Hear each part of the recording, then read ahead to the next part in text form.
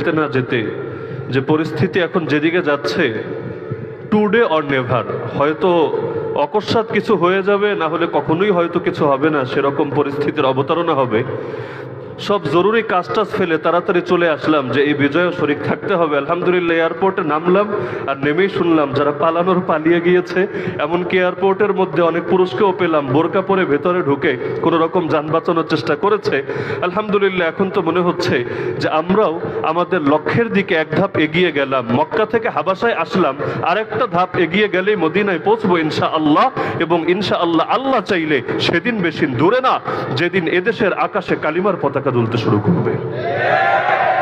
তো যে আয়াত আমি খুতবার মধ্যে পাঠ করেছি, রব্বুল আলামিন এই আয়াতের মধ্যে মুসলমানদেরকে মৌলিক 4টা দিক নির্দেশনা দিয়েছেন। রব্বুল আলামিন বলেন, আল্লাযীনা ইম্মাক্কানাহুম ফিল আরদ, আরে আমার বান্দা তো তারা যাদেরকে পৃথিবীর মধ্যে আমি যদি ক্ষমতা দেই। ক্ষমতা দেওয়ার মালিককে? ক্ষমতা দেওয়ার মালিককে? আমরা যেদিন জন্মেছিলাম প্রথমেই আমাদের কানে যে আওয়াজ উচ্চারিত হয়েছিল সেটা হলো আল্লাহু আকবার।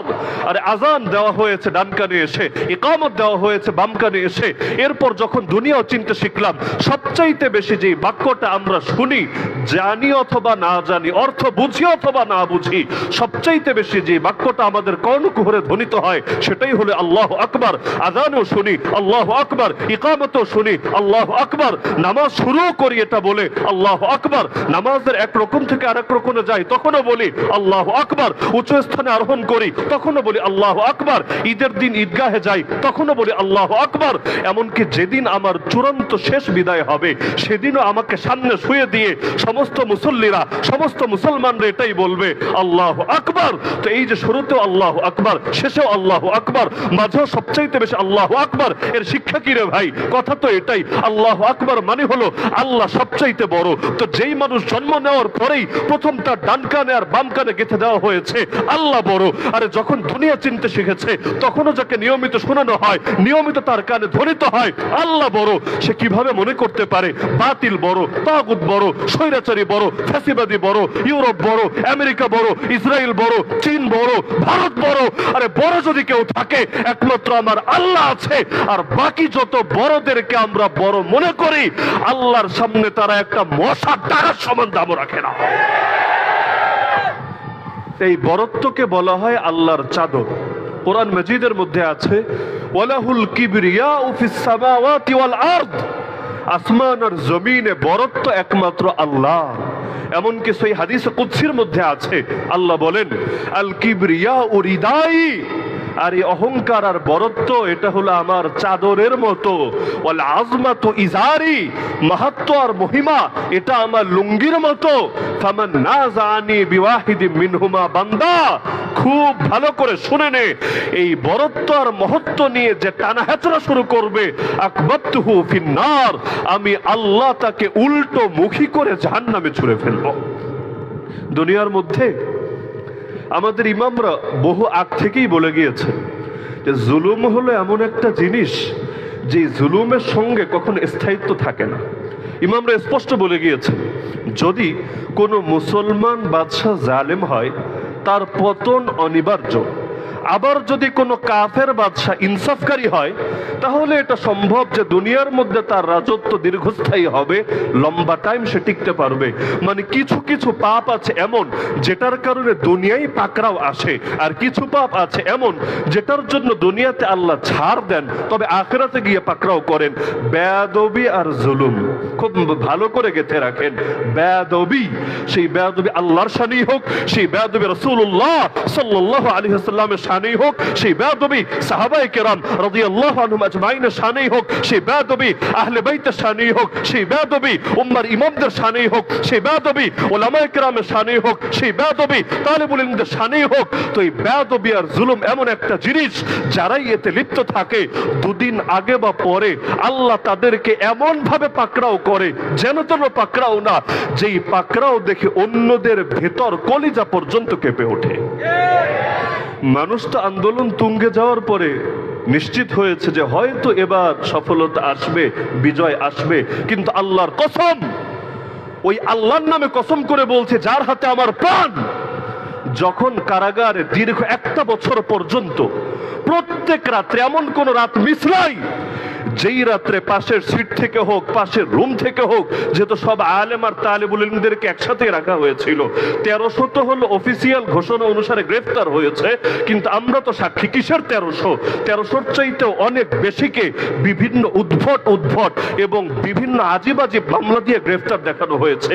তো সে একটা বছর পর্যন্ত গভীর রাতে যখন এমন এমন আলেম যাদের কারো বয়স 60-এর উপরে, কারো বয়স 70-এর কাছাকাছি, কারো 50-এর উপরে, যখন শুনতাম গভীর রাতে দিলের ভেতর থেকে একটা চিৎকার দিয়ে উঠতো আল্লাহ, আরে তখনই আল্লাহর কসম দিল সাক্ষ্য দিত এই জালেম টিকবে না, এই স্বৈরাচারী টিকবে না, কারণ এইরকম বদদোয়ার ভার নেওয়ার মতো ক্ষমতা আল্লাহ দুনিয়াতে কাউকে দেন নাই। তো ক্ষমতার মালিককে বান্দা যখন বারবার এটা ভুলে যায় তখনই তার দ্বারা ভুল হতে থাকে, সেটা যে কোনো লাইনে হোক। নিজের ব্যক্তিগত ঘরের মধ্যেও আমাকে চিন্তা করতে হবে, এই যে আমার বাচ্চা কাচ্চা, এই যে আমার নাতিপুতি, এই যে আমার স্ত্রী, তাদের উপর যে আমার একটা পাওয়ার, এই পাওয়ারও কিন্তু আমি নিজের থেকে কামাই করি নাই, এটাও দিয়েছেন কে? একটা জিনিস মাথায় রাখবেন, আল্লাহকে অস্বীকার বান্দা দুইভাবে করে। যেমন ধরেন একদিকে ফেরাউন ডাইরেক্ট দাবি করে বসলো আনা রব্বুকুমুল আলা, আমরা সেজদায় গিয়ে বলি সুবহানা রব্বিয়াল আলা, কিন্তু নিজের ব্যাপারে সে দাবি করলো একই বাক্য আনা রব্বুকুমুল আলা, আমি তোদের সবচাইতে বড় রব। কিন্তু ওই জামানায় কারুন যে ছিল, নাম তো আপনারা শোনার কথা, মুসা আলাইহিস সালামের জামানায় সেই যে অনেক টাকা পয়সার অধিকারী কারুন, সে কিন্তু ডাইরেক্ট এটা বলে নাই যে আমি রব, এটাও বলে নাই যে আল্লাহ বলতে কিছুই নাই, নাস্তিক যেমন আমাদের শাহবাগে বহুত পাওয়া যায়, ঢাকা ইউনিভার্সিটির চত্বরে গেলেও বহুত পাওয়া যাবে, এরকম দাবি কারুন করেছে, আপনি দলিল দেখাতে পারবেন না। উল্টো কারুন কি বলেছে, কোরআনে আল্লাহ তার বাক্যই উল্লেখ করে দিয়েছে, ক্বালা ইন্নামা উতিতুহু আলা ইলমিন ইনদি, কারুন বলেছে নিশ্চয়ই আমাকে এসব কিছু দেওয়া হয়েছে। এটা মানছে যে দাতা একজন আছে, তবে দাতার নাম মুখে আনে না, কারণ দাতার নাম মুখে আনলে ব্যবসার ভালো জমবে না। আমাদের বাংলাদেশে দেখেন না, হুজুররা যত ভালো কাজই করুক না কেন, এক শ্রেণীর তথাকথিত সুশীলরা এগুলো কখনো মুখে আনতে চায় না। পত্র পত্রিকার চিপায় চাপায় কোনাকাঞ্চির মধ্যে এগুলো আপনি খুঁজে পাবেন না।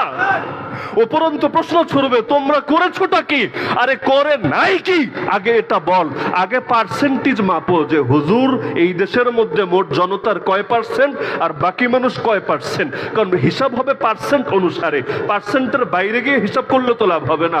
হুজুর যদি থাকে 10 লাখ আর আপনি তার থেকে সার্ভিস আশা করেন 10 কোটির, এটা ভণ্ডামি ছাড়া আর কিছু হবে না। সেই 47ই বলেন আর সেই 2013ই বলেন, 2021ই বলেন আর 2024ই বলেন, আরে হুজুররা রক্ত দিতে তো কম দেয় নাই। সেই যে 2013 সালে ওলামায়ে কেরাম যে রক্ত দিয়েছে, কেন আমাদের সিলেটের সন্তানরা রক্ত দেয় নাই? এই আশপাশে বহুত মানুষ সেদিন শাহাদাত বরণ করে নাই? এই যে দীর্ঘ এতকাল হয়ে গেল, কই 2013 আর কই 2024, অর্ধেক শেষ হয়ে গিয়েছে, আজ পর্যন্ত তাদের তালিকা প্রকাশিত হয় নাই, তাদের নামে কোনো চত্বর বানানো হয় নাই, তাদেরকে নিয়ে পত্র পত্রিকায় কোনো রিপোর্ট করা হয় নাই, তারা মিডিয়ার কোনো কাভারেজ পায় নাই। আরে মিডিয়ার কাভারেজ এমন জিনিস, যে পায় তাকে নিয়ে সবাই দরদ দেখায়, যে পায় না তার নামটাও লোকে মুখে আনতে চায় না। আরে সীমান্তের মধ্যে কত মানুষই মরে, কিন্তু দেখবেন ফেলানির নামটাই বারবার আসে। কেন? কারণ সবারটা মিডিয়া একভাবে হাইলাইট করে না। এই মিডিয়া, দাজ্জালি মিডিয়া, মানুষের মন আর মগজকে নিয়ন্ত্রণ করে।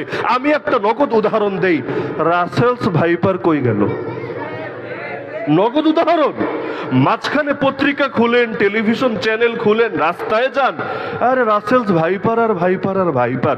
মানুষ বাথরুমে যেতে ভয় পায়, রাতের বেলা হাঁটতে ভয় পায়। আমরা মাহফিলে আসি, তখনও বলে হুজুর একটু দেখে শুনে চলেন, না জানি রাসেলস ভাইপার একটা ছবল দিয়ে দেয়। আরে তখন পত্রিকায় রিপোর্ট করতো ঢাকা থেকে মাত্র 100 কিলোমিটার দূরে আছে রাসেলস ভাইপার, পরের দিন ঢাকা থেকে মাত্র 90 কিলোমিটার দূরে আছে রাসেলস ভাইপার। মানে জগতের সবচাইতে বড় সমস্যা রাসেলস ভাইপার। কিন্তু এখন কোথায় চলে গেল সেই ভাইপার? নাকি ফ্যাসিবাদী ভাইপারের চিপায় পড়ে রাসেলস ভাইপার বাংলাদেশ ছেড়ে রাগ করে ইন্ডিয়া চলে গেছে? রাসেলস ভাইপারে তো আর ভিসা দেয় নাই, ও তো আর ইন্ডিয়া যাওয়ার কথা না। তাহলে কই হারায় গেল ভাইপার? আমাদের মিডিয়াগুলো কিভাবে ভুলে গেল? তার মানে এই মিডিয়াগুলো মানুষের মন আর মগজকে নিয়ন্ত্রণ করে, এক এক সময় এক একটা জিনিস হাইলাইট করে বাকিগুলো আড়াল করার চেষ্টা করে। এই আন্দোলনে যারাই কোরবানি দিয়েছে, আমরা প্রত্যেকের কোরবানিকে স্বীকার করি। এমনকি সে যদি বাম রাজনীতিও করে, এমনকি সে যদি নাস্তিকও হয়, কিন্তু সে যদি যে কোনো বাইরের ধর্মের লোকও হয়, এই কয়দিন সে যদি কষ্ট করে স্বীকার করতে বাধ্য না? আরে কি বলেন, স্বীকার করতে বাধ্য না? হাদিসে আছে মাল্লাম ইয়াশকুরিন নাস লাম ইয়াশকুরিল্লাহ, যে মানুষের শুকরিয়া আদায় করে না সে আল্লাহর শুকরিয়া আদায় করে না। কিন্তু এর মানে তো এটা না যে এখন নতুন করে হুজুরদের দিকে বাঁকা আঙ্গুল তোলা হবে, কিরে হুজুররা তোমরা কি করলা? আরে হুজুররা কি করেছে সেটা খুঁজতে চাইলে তোমাকে ওই পত্রিকার পাতা থেকে দৃষ্টি উঠাতে হবে, কারণ পত্রিকার পাতাগুলো হুজুরদের জন্য এখনো বরাদ্দ না। বাংলাদেশে দেখেন না, অনেক বাক স্বাধীনতার কথা বলা হয়, এই দেশে মানুষ বাক স্বাধীনতা পায়, ভালো কথা। কিন্তু এই বাক স্বাধীনতার নামে নাস্তিকরা ঠিকই নবীকে গালি দেয়। বাক স্বাধীনতার নামে কেউ কেউ আল্লাহ তাআলার কার্টুন পর্যন্ত বিভিন্ন ব্লগে ছাপা দৃষ্টতা এই বাংলার জমিনে দেখিয়েছে। আর সেই বাক স্বাধীনতার চর্চা করার কারণে আমাদেরকে দীর্ঘ 1 বছর কারাগারের অন্ধকার প্রকোষ্ঠে কাটাতে হয়েছে। এখন তো পত্রিকায় রিপোর্ট হয়, এখন তো সংবাদ মাধ্যমে ছাপে, মানুষ অবাক, আরে আয়না ঘর এটা আবার কি জিনিস? আরে ডিবির মধ্যে কাউন্টার টেরোরিজমের মধ্যে এত ভয়ানক রুম কিভাবে থাকতো মানুষ? আরে দেখেই এত ভয় পাচ্ছেন। আর আমাদের মতো মানুষ যাদের সেখানে দিনের পর দিন কাটাতে হয়েছে, শুধু তা না, রমজানও গিয়েছে, ঈদের দিনও গিয়েছে, তাদের অনুভূতিটা কেমন লেগেছে একটাবার চিন্তা করেন। ওই কষ্টগুলো নিয়ে যখন মুখ থেকে কথা বের হয়, সেই কথার মধ্যে তো মধু থাকবে না, সেই কথায় আগুন থাকবে, তো এটাই স্বাভাবিক। আরে যে কষ্ট করেছে সেই তো কষ্টের গুরুত্ব বোঝে। আর তখন যদি বারবার বলতে চায় হুজুররা দেশটাকে আফগানিস্তান বানাতে চায়, এর চাইতে হাস্যকর বিষয় কি হতে পারে? আরে তোরা যদি দেশটাকে আমেরিকা বানানোর ধান্দা করতে পারিস, তোরা যদি দেশটাকে দিল্লি আর ভারত বানানোর ধান্দা করতে পারিস, হুজুররা কেন দেশটাকে মক্কা আর মদিনা বানানোর চেষ্টা করতে পারবে না? হুজুররা কেন এই দেশের প্রতিটি ইঞ্চি ইঞ্চি মাটিকে আল্লাহ এবং তার রাসূলের রঙে রঙিন করতে পারবে না? কথা বললেই বলবে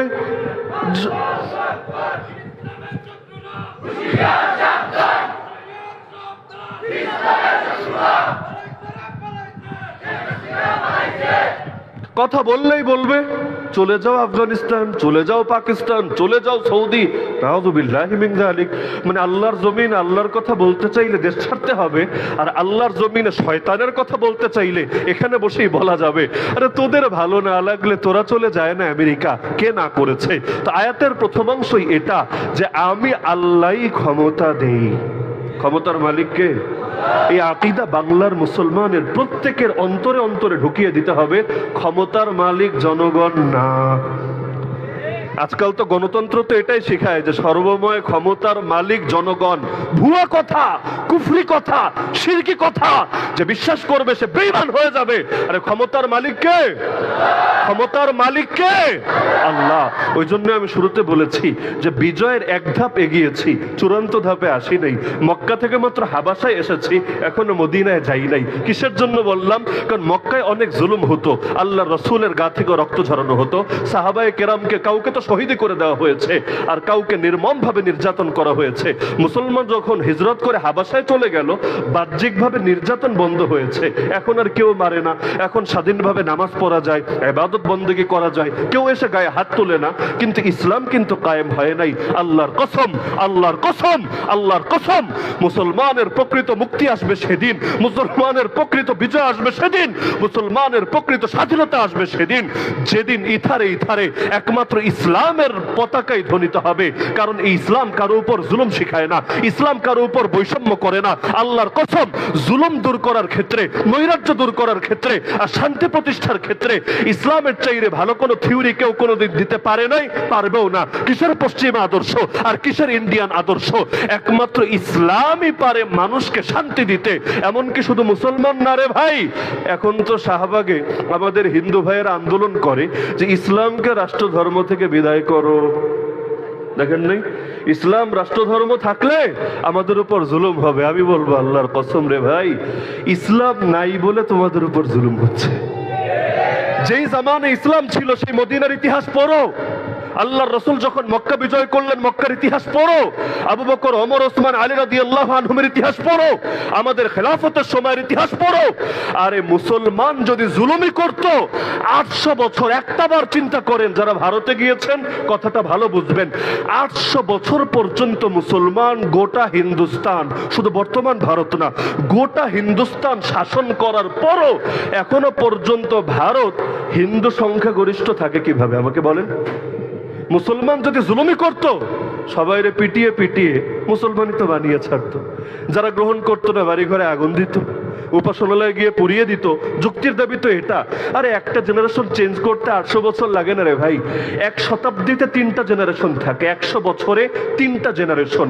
একটা জেনারেশনের গড় আয়ু 23 বছর। এটা লিখে গিয়েছেন ইমাম ইবনে খালদুন রহমাতুল্লাহি আলাইহি তার আল মুকাদ্দিমা কিতাবের মধ্যে। তাহলে এক শতাব্দীতে যদি 3টা জেনারেশন থাকে, তাহলে 8 শতাব্দীতে কতগুলো জেনারেশন 3 দিয়ে পূরণ করলে বের হবে। এতগুলো জেনারেশন লাগে নাকি হিন্দুরে ধরে ধরে মুসলমান বানাতে? ইসলাম জুলুম শিখায় নাই। ইসলাম নাই বলে তোমরা জুলুমের শিকার হচ্ছ। কারণ বিভিন্ন জন নিজেদের রাজনৈতিক ধান্দা পূরণ করার জন্য তোমাদেরকে টার্গেট বানাচ্ছে, তোমাদেরকে মেরে তারা অন্য দেশকে এই দেশে ঢোকানোর ধান্দা করছে। ভারত যখন বাংলাদেশের সংখ্যালঘু নিয়ে অনেক আফসোস করে, আমার সবচাইতে বেশি হাসি আসে, আবার কষ্টও লাগে। কারণ যেহেতু নিজের চোখে ভারত দেখে এসেছি, বৈষম্য কাকে বলে, সংখ্যালঘুর উপর জুলুম কত প্রকার আর কি কি হতে পারে। এমনকি আমরা তো ওই দেশের নাগরিক না, বাংলাদেশের নাগরিক। আমাদের সঙ্গে দেশে ঢোকা থেকে শুরু করে দেশ থেকে বের হওয়া পর্যন্ত মাথায় পাগড়িও না, শুধু মাথায় টুপি, গায়ের মধ্যে জামা, আর লেবাসটা হুজুরের লেবাস, মুখের মধ্যে দাড়ি। এজন্য পদে পদে পদে কি পরিমাণ যে বৈষম্যের শিকার হতে হয়েছে। বড় বড় মসজিদে গিয়েছে, দিল্লির শাহী মসজিদ, ভাবতে পারেন কিসের বাইতুল মোকাররম, ছোট দেশের ছোট জায়গা, কিন্তু দিল্লির শাহী মসজিদ, সেখানে পর্যন্ত বাইরের মাইকে আজান দিবে এই সাহস কারো নাই। বয়ান হবে, বয়ান পক্ষে না বিপক্ষে দূরের কথা, বয়ান করার কোনো সুযোগ নাই। এমনকি বড় বড় জায়গা দেখা যাচ্ছে বাইরের মাইকে আজান দেওয়ার সাহসটা পর্যন্ত করছে না। এমনকি শাহী মসজিদে নামাজ পড়তে গেলাম, পাশে বসে একজন বলছে, হুজুর আমি 26 কিলো দূর থেকে এখানে নামাজ পড়তে এসেছি। কেন রে ভাই, তোমার এলাকায় মসজিদ নাই? না হুজুর মসজিদ আছে, কিন্তু সংখ্যাগরিষ্ঠরা সেখানে জুম্মার নামাজ পড়তে দেয় না, ওরা ভয় পায় আমরা সেই এলাকায় কম, ওরা বেশি, এজন্য আমাদেরকে এখানে আসতে হচ্ছে। তো যারা নিজেদের সংখ্যালঘুদের সাথে আচরণ করে, ওরা যদি আরেকজনের সংখ্যালঘুকে নিয়ে মাথা ঘামায়, এর চাইতে আফসোসের বিষয় কি হতে পারে? চালুনি চিনেন? কি বলে এখানে চালুনি, বুঝেন তো? চালুনি যদি সুইকে বলে, কি রে সুই তোর পেছনে ছিদ্র কেন, তাহলে এটা কত বড় হাস্যকর ব্যাপার হবে। সুই বলবে, আরে আমার পেছনে একটা ফুটা, এটাই তোর নজরে পড়লো, আর তোর যে পুরাটাই ফুটা ফুটা ফুটা, পুরাটাই ছিদ্র ছিদ্র ছিদ্র, এটা তোর নজরে পড়লো না। এর চাইতে আফসোসের বিষয় কি হতে পারে? মাঝে মধ্যে একটা বিষয় চিন্তা করবেন, মনে করেন আমি একজন হুজুর মানুষ, আমি ভুল করতে পারি না? আরে বলেন না, আমি ভুল করতে পারি না? আমি ভুল করলে কেউ এসে, মুরব্বী কেউ এসে আমাকে শাসাতে পারে না? অবশ্যই পারে। কিন্তু আমি যেহেতু হুজুর, আমাকে শাসানোর পর আমি যদি বলি, দেখেছো ও হলো হুজুর বিদ্বেষী, আলেম বিদ্বেষী, ধর্ম বিদ্বেষী, কোরআন বিদ্বেষী, ও কাফের, ও বেঈমান, ও নাস্তিক, ও মুরতাদ, আমার ফতোয়া কি ঠিক হবে? আরে বলেন, আমার ফতোয়া কি ঠিক হবে? আচ্ছা, সমাজে কি শুধু পুরুষ ভুল করে নাকি নারীও ভুল করে? নারী ভুল করতে পারে না? এখন একজন নারী ভুল করলো, মনে করেন সালিশি হলো, তাকে ধমক দেওয়া হলো, বিভিন্ন বকাঝকা করা হলো। এখন সে গিয়ে মিডিয়ায় বলল, আমি নারী বলে আজকে আমার উপর নির্যাতন হয়েছে, আমি নারী বলে আজকে আমাকে বকাঝকা করেছে, এরা নারী বিদ্বেষী, এরা নারীর শত্রু। এগুলো বাংলাদেশে চলছে আজকাল। তাহলে দেখা যাচ্ছে আচরণ করা হয়েছে এক কারণে, কিন্তু কাহিনীটাকে সাজানো হচ্ছে ভিন্ন কোনো ভাবে। মনে করেন বাংলাদেশের মধ্যে হিন্দু নাই, খ্রিস্টান নাই, বৌদ্ধ নাই, মুসলমান নাই। মুসলমান ধরেন যারা রাজনৈতিকভাবে বিশেষ কোনো দল করে, দল করার কারণে তাদের উপর এই কয়দিনে বিভিন্ন অ্যাটাক হয়েছে, সহিংসতা হয়েছে। মনে করেন আমরা বাহ্যিকভাবে আমরা কোনো সহিংসতা সাপোর্ট করি না, কিন্তু যেটা হয়েছে এটা তো অস্বীকার করা যায় না। তো মুসলমানের উপর যখন হলো, কেউ কিন্তু বলে নাই হামলাকারীরা ইসলামের দুশ্মন। যখন কোনো হিন্দুর উপর আক্রমণ হলো, এ কারণে না যে সে হিন্দু, বরং এ কারণে সে অমুক দলের অনুসারী, তখন ঠিকই বলা হচ্ছে বাংলাদেশে হিন্দু নির্যাতন হচ্ছে, বাংলাদেশে সংখ্যালঘু নির্যাতন হচ্ছে। আরে যুদ্ধ লাগাও বাংলাদেশে, আরে বাংলাদেশে এই হুজুরগুলারে দমন করো, বাংলাদেশটাকে ধর্মমুক্ত রাষ্ট্র বানানোর তদবির করো। এগুলো হচ্ছে নাকি হচ্ছে না? তাহলে এই সমস্ত চক্রান্ত থেকে তো সাবধান থাকা প্রত্যেকের জরুরি, যে কোনটা হচ্ছে ধর্মের কারণে, কোনটা হচ্ছে ব্যক্তিগত কারণে। একটাকে আরেকটার সঙ্গে মিলিয়ে ফেলার কোনো যুক্তি নাই। তো বলছিলাম ক্ষমতা দেয় কে? আল্লাহ বলেছেন আমি ক্ষমতা দিলে যারাই ক্ষমতায় আসবে তাদের দায়িত্ব হলো চারটা। কয়টা? কয়টা দায়িত্ব? নিজে ক্ষমতায় আসেন বা না আসেন, কোরআনের সবক শিখে রাখার মধ্যে দোষ নাই। আল্লাহ চাইলে একদিন না একদিন কাজে লাগবে ইনশাআল্লাহ। কারণ জেনারেশন পরিবর্তন হচ্ছে। যদি এই জেনারেশন না হয়েও পরবর্তী জেনারেশন অন্তত ইসলামের সহি সবক পায়, ইনশাআল্লাহ সেদিন বেশি দূরে না যেদিন এই বাংলার জমিনও ইসলাম জিন্দা হবে। তাহলে যারাই ক্ষমতায় আসবে, যখনই আসবে, তাদের নাম তত্ত্বাবধায়ক সরকারি হোক, তাদের নাম অন্তর্বর্তীকালীন সরকারি হোক, তাদের নাম গণতান্ত্রিক পদ্ধতিতে নির্বাচন, কিন্তু আল্লাহ বলেছেন যদি তারা আমার বান্দা হয় তাদের দায়িত্ব হবে চারটা। এক নম্বর দায়িত্ব আকামুস সালাহ। আপনি বলবেন হুজুর এক নম্বর দায়িত্ব দেশের অর্থনীতি ঠিক করা, এক নম্বর দায়িত্ব কারাগারের বন্দীদের মুক্ত করা, এক নম্বর দায়িত্ব হলো নিজের সীমানাগুলোকে সুসংহত করা। কিন্তু আল্লাহ বলছেন না, সবচেয়ে বড় দায়িত্ব, এক নম্বর দায়িত্ব হলো সালাত কায়েম করা। সালাত মানে কি? নামাজ। ওমর রাদিয়াল্লাহু আনহু তার রাষ্ট্রের সব গভর্নরকে চিঠি লিখে পাঠিয়েছিলেন, ইন্না হাম্মা উমুরিকুম ইনদিয়া সালাহ, তোমাদের যত ডিউটি, যত দায়িত্ব, এর মধ্যে সর্বপ্রধান দায়িত্ব আমার কাছে হলো নামাজ। কারণ নামাজ হলো ইসলামের খুঁটি। মান হাফিজাহা ওয়া হাফাজা আলাইহা হাফিজা দীনাহু, যে ব্যক্তি নামাজের হেফাজত করে, নামাজের ব্যাপারে যত্নবান থাকে, সে তার বাকি দিনকে হেফাজত করবে আশা আছে। কিন্তু আমান দাইয়াহা, যে নামাজকেই বরবাদ করে, ফাহুয়া লিমা সিওয়াহা আদিয়াউ, সে অন্যগুলোকে আরো বেশি বরবাদ করবে।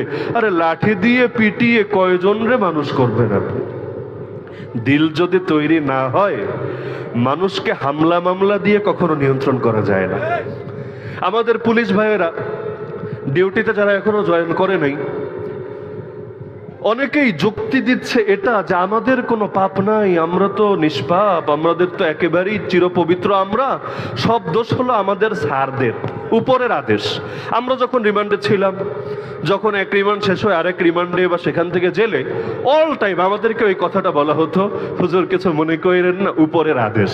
এমনকি আমাদের মধ্যে যাদেরকে পিটানো হয়েছে, অনেককে তো ভয়াবহ জুলুম নির্যাতনও করা হয়েছে, অনেকক্ষণ মারছে, মনে করেন হাঁটুতে পিটাচ্ছে অথবা এখানে পিটাচ্ছে, ওদের মাইরগুলো হয় জয়েন্টে জয়েন্টে, দেখতে খুব বেশি কিছু বোঝা যাবে না।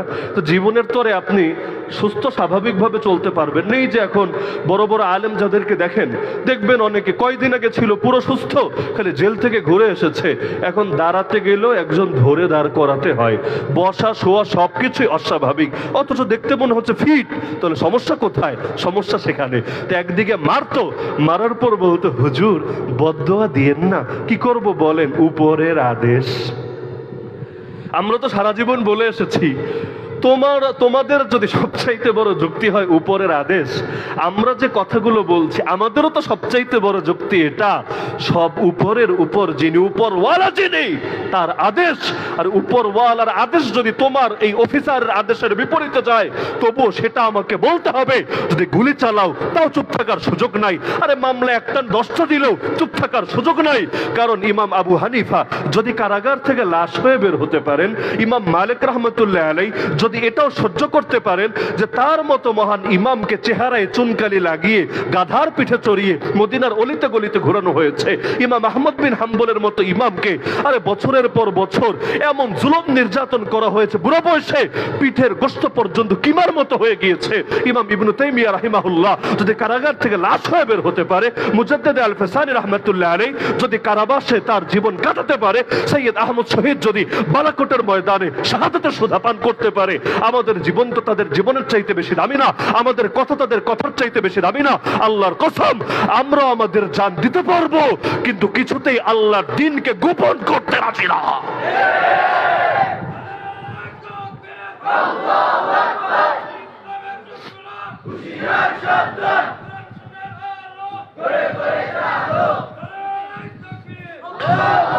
তো যতই আপনি লোক পরিবর্তন করেন, চিন্তা করলেন আগের লোক সব বাদ, নতুন নতুন লোক আনবো, কিন্তু একটা জিনিস মাথায় রাখবেন যে আল্লাহকে ফাঁকি দিতে পারে, সে বান্দাকে আরো বেশি ফাঁকি দিতে পারে।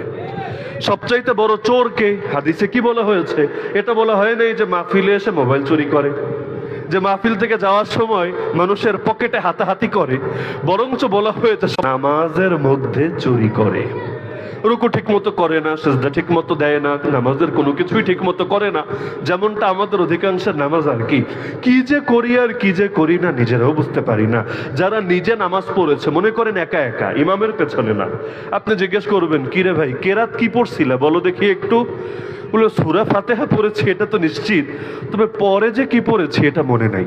অনেকে দেখবেন সালাম ফিরানোর পরে এইরকম করে, দেখেন নাই আপনারা, দোয়া করা না, আসসালামু আলাইকুম রহমতুল্লাহ, আসসালামু আলাইকুম রহমতুল্লাহ করে দাঁড়িয়ে গেছে। আপনি জিজ্ঞেস করবেন ভাই চর একটা দিলা কিসের জন্য চেহারার মধ্যে? বলবে না হুজুর দোয়া করেছি। কই দোয়া করলা? তুমি তো ঠাস কইরে একটা বাড়ি মারলা, তোমার দোয়ার শুরু কই, তোমার দোয়ার শেষ কই? হয়তো সর্বোচ্চ বললো আল্লাহুম্মা আমিন। আচ্ছা আল্লাহুম্মা আমিন মানে আল্লাহ কবুল করো, আল্লাহ কি কবুল করবে? কিছু একটা তো আগে বলো যে আল্লাহ আমার নামাজ কবুল করো, আমার ইবাদত কবুল করো, আমার জীবন কবুল করো। কোনো বলা নেই করে, সালাম ফিরিয়ে ঠাস একটা চর, তাহলে কি কবুল করবে? কথাটা একটু অস্পষ্ট। তাহলে কেন এটা করলো? মানে দোয়ার কোনো আগ্রহ নাই, দোয়ার সঙ্গে তার দিনের সম্পর্কও নাই, করা লাগে তাই আর কি করছে। যেমন আল্লাহ নবী সাল্লাল্লাহু আলাইহি সাল্লাম মুনাফিকের একটা বৈশিষ্ট্য বলেছেন আসরের নামাজের উদাহরণ দিয়ে, যে আসরের নামাজের এত লম্বা ওক্ত, 1 ঘন্টারও বেশি থাকে অনেক সময়, দেখা যায় পুরো টাইমে তার কোনো খবর নাই। যখন দেখে সূর্য বিবর্ণ হয়ে গিয়েছে, সূর্য ডুবে যায় যায় অবস্থা, আল্লাহ রাসূল সাল্লাল্লাহু আলাইহি সাল্লাম বলেন কামা ফানাকারা আরবাআ লা ইয়াযকুরুল্লাহ ইল্লা কালিলা, সে দাঁড়িয়ে 4টা ঠোকর মারে। মানুষ কিন্তু ঠোকর মারে না, পাখিতে মারে, কিন্তু আল্লাহ নবী শব্দ বলছেন এটা, সে দাঁড়িয়ে 4টা ঠোকর মারে, মানে সেজদা কোন রকম দিয়ে নামাজটা শেষ করে, বস্তুত আল্লাহকে স্মরণ করে না। তাহলে কি বুঝলেন এখান থেকে? যে আল্লাহকে ফাঁকি দেয় ও বান্দাকে অবশ্যই ফাঁকি দেবে, কারণ আল্লাহর চাইতে বড় কেউ হতে পারে? আচ্ছা মা বড় না আল্লাহ বড়? বাপ বড় না আল্লাহ বড়? নেতা নেত্রী বড় না আল্লাহ বড়? দল বড় না আল্লাহ বড়? তো যে আল্লাহর সঙ্গে আচরণ ঠিক রাখে না, যেমন অনেকে আছে না মিথ্যা কসম খায়, হাদিসে কিন্তু মুনাফিকের আলামত বলতে গিয়ে এগুলো বলা হয়েছে, মিথ্যা কসম, মানে আল্লাহর নাম ভাঙিয়ে ফেলছে সে নিজের দুনিয়ার চাহিদা ঠিক করার জন্য। তাহলে যে এত বড় ধোঁকাবাজি করতে পারে আল্লাহর শানে, বান্দার শানে আর কি করবে এটা বলাই বাহুল্য। তাহলে যদি চান আদর্শিক রাষ্ট্র বানাতে, ওই রাষ্ট্রের মানুষদেরকে, মানুষ বলতে হিন্দু খ্রিস্টান না, ওই রাষ্ট্রের মুসলমানদেরকে নামাজি বানাতে হবেই হবে, নামাজের কোনো বিকল্প নাই। সৌদি আরবে যারা গিয়েছেন দেখার কথা, যদিও সেখানে পূর্ণাঙ্গ ইসলাম নাই, অধিকাংশ ক্ষেত্রেই নাই, কিন্তু অল্প যে কয়েকটা ক্ষেত্রে আছে, এগুলোরও কিন্তু বিপুল ফায়দা মানুষ ভোগ করে। এই দেশের যে কোনো মানুষ আপনি যদি তাকে নিয়মিত নামাজি বানাতে পারেন, 5 ওয়াক্ত নামাজ জামাতের সঙ্গে আদায় করে, বিশেষভাবে ফজর, কারণ যার ফজর ঠিক তার বাকিগুলো এমনিই ঠিক, আর যার ফজরে ভেজাল তার অন্য অনেক কিছুতেই ভেজাল। এজন্য হাদিসেও বলা আছে মান সাল্লা সুবহা ফাহুয়া ফি যিম্মাতিল্লাহ, যে ব্যক্তি ফজরের নামাজ আদায় করলো সে আল্লাহর নিরাপত্তার মধ্যে ঢুকে গেল, আল্লাহ নিজে তার নিরাপত্তা দিবে। ওর চাইতে বড় কপালওয়ালা জমিনে আর কে হতে পারে? তাহলে আপনারা যদি কখনো ক্ষমতায় আসেন, কি বিশ্বাস হয় আসবে না? ক্ষমতার মালিক যদি আল্লাহ হয়, তাহলে মুসলমানরা ক্ষমতায় আসবে না? বলবেন হুজুর মুসলমানরাই তো ক্ষমতায় আছে, হিন্দু খ্রিস্টান বৌদ্ধরা তো না। হ্যাঁ, এক হলো মুসলমান আল্লাহর প্রতিনিধি হয়ে ক্ষমতায় যাওয়া, আর এক হলো মুসলমান ইউরোপ আমেরিকা চায়না ইন্ডিয়ার প্রতিনিধি হয়ে ক্ষমতায় যাওয়া, দুটো এক কথা না। মুসলমানদের রাষ্ট্রপ্রধানকে বলা হয় খলিফা। খলিফা মানে কি? প্রতিনিধি। কার প্রতিনিধি? আল্লাহর প্রতিনিধি, আল্লাহর রাসূলের প্রতিনিধি। আল্লাহর কথাই তার কথা। আল্লাহ বলে দিয়েছেন চোরের সাজা কি, আল্লাহ বলে দিয়েছেন ডাকাতের সাজা কি, আল্লাহ বলে দিয়েছেন কাদিয়ানের সাজা কি, আল্লাহ বলে দিয়েছেন ধর্মত্যাগের সাজা কি, আল্লাহ বলে দিয়েছেন ডাকাতের সাজা কি, আল্লাহ বলে দিয়েছেন নৈরাজ্যকারীর সাজা কি। আল্লাহ যখন বলে দিয়েছেন, নতুন করে তোকে আবার বলতে হবে কোন দুঃখে? আর ইউরোপ বলেছে, লন্ডন বলেছে, আমেরিকা বলেছে, এগুলো দেখিয়ে তো কোনো লাভ নাই। আধুনিক রাষ্ট্রে কি চলছে দেখিয়ে কোনো লাভ নাই, কারণ তোমার আধুনিকতাকে তুমি ছুঁড়ে ফেলো, সব আধুনিকের শ্রেষ্ঠ আধুনিক যে ইসলাম সেটাকেই তুমি গ্রহণ করো। ইউরোপ বলো আর আমেরিকা বলো, সুফিয়াত বলো আর চাই বলো, সবকিছুর লয় আছে, সবকিছুর ক্ষয় আছে, সবকিছুর পতন আছে। আল্লাহর দিনের কোনো লয় নাই, আল্লাহর দিনের কোনো ক্ষয় নাই, আল্লাহর দিনের কোনো পতন নাই। তাহলে মুসলমান যদি আল্লাহর প্রতিনিধি হয়ে ক্ষমতায় আসে, এক নম্বর দায়িত্বই হবে নামাজ কায়েম করা। আপনি বলবেন হুজুর খালি নামাজই পড়াবে, আর কিছু করা লাগবে না? মুফাসসিরিনে কেরাম লিখেছেন যে নামাজ পড়ানো মানে শুধু নামাজই না, বরং দেহ দিয়ে যত ইবাদত করা হয়, দৈহিক ইবাদত যত আছে, যেমন রোজা দেহ দিয়ে তো রাখতে হয়, আরো যত ইবাদত দেহ দিয়ে করতে হয় সব নিজেও করবে, অন্যদেরও করতে বলবে। কেমনে বলবে? ভাই পড়লে ভালো হয় না, এভাবে না। এটা তো দাওয়াতের ভাষা, এটা তো নসিহতের ভাষা, এটা শাসকের ভাষা না। বরং ইসলামের এই হাদিসটা সামনে রাখলেই বুঝবেন আল্লাহ নবী হাত নামাজের আদেশ দিবা। বয়স যখন হবে 10, নামাজ না পড়লে পিটাবা।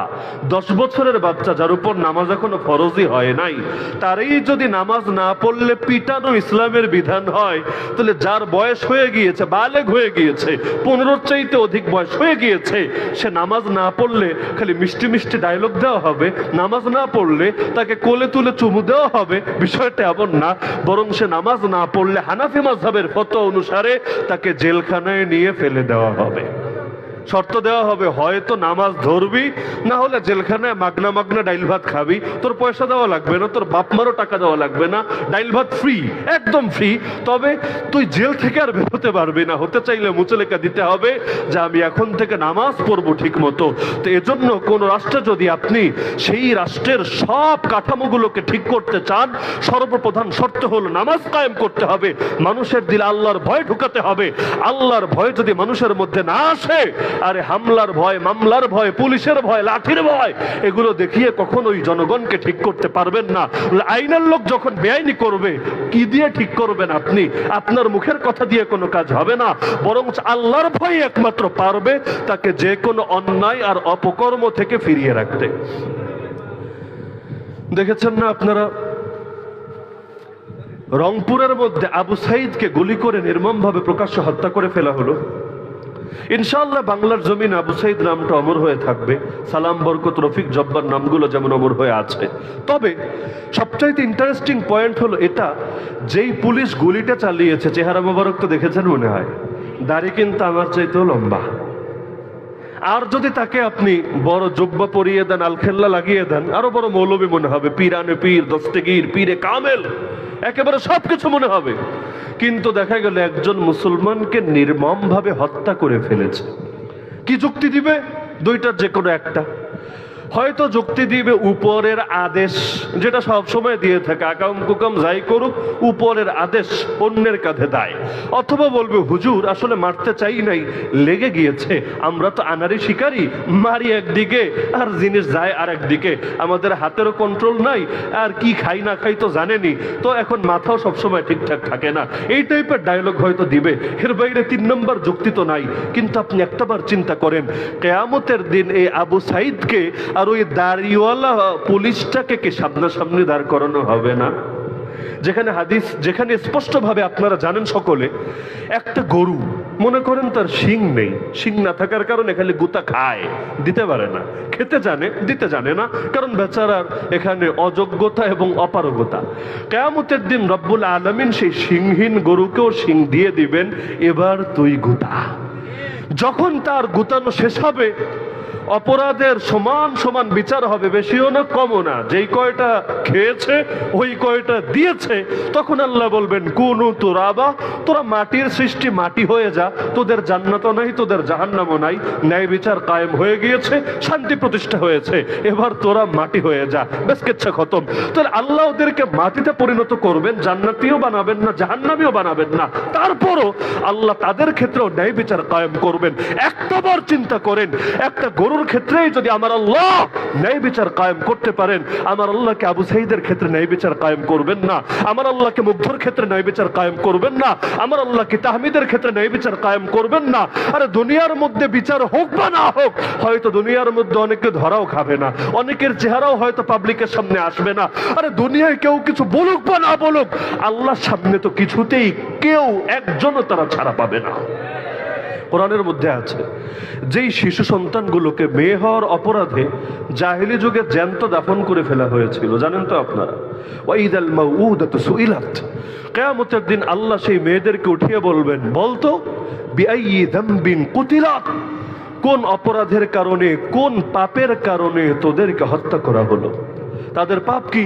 পাপ হলো মেয়ে হওয়া। মেয়ে কি নিজে হয়েছে না আল্লাহ বানিয়েছেন? বলেন না, মেয়ে নিজে হয়েছেন, আল্লাহ বানিয়েছেন।